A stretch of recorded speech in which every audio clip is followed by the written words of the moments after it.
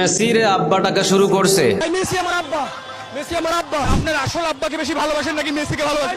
মেসিরে। আজকে যারা নিজের বাপরে বাদ দিয়ে আব্বা টাকা শুরু করছে মেসিরে, তারা দাজ্জালকে নিজের রব রে বাদ দিয়ে দাজ্জাল রে রব হিসাবে ডাকবে, এটার ভিতরে কোনো সন্দেহ নাই।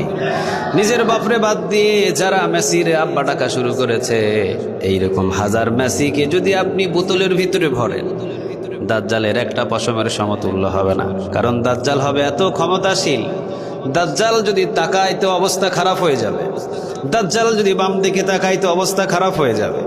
দাজ্জাল উপস্থিত জান্নাত তৈরি করে ফেলবে, দাজ্জাল উপস্থিত জাহান্নাম তৈরি করে ফেলবে, আবার দাজ্জাল উপস্থিত মানুষদেরকে মৃত্যু দিয়ে দিবে, আবার উপস্থিত মানুষদেরকে জীবিত করে ফেলবে।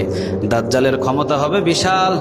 আজকে যারা মেসিরে আব্বা আব্বা বলে ডাকা শুরু করেছে, এরা যেই দিন দাজ্জালের ক্ষমতা দেখবে, এরা সেই দিন দাজ্জালকে রব হিসাবে মেনে নেবে, কোনো সন্দেহ নাই। এরাই হবে দাজ্জালের এজেন্ট, এরা এই দাজ্জালকে প্রচার করবে, এরা এই দাজ্জালের এজেন্ট হিসাবে জমিনের ভিতরে কাজ করবে। কারণ দাজ্জাল তো জায়গা মতো বসে থাকবে, ও তো এই বাংলার জমিনে এসে বাংলার জমিনটাকে বাস্তবায়ন করবে না, বাংলার জমিনটার এসে পরিদর্শন করবে না, ও জায়গা মতো বসে থাকবে। কিন্তু আজকে যে এজেন্টগুলো দেখছেন মেসির জন্য পাগল হয়ে গেছে, মেসির আব্বা টাকা শুরু করছে, ওই দিন দাজ্জালের জন্য তারা পাগল হয়ে যাবে। দাজ্জাল তাকে তারা রব হিসাবে মেনে নেবে। দাজ্জাল যদি কোনো অনুমতি দেয়, সাথে সাথে তারা বাংলার জমিনে ওটা বাস্তবায়ন করা শুরু করবে।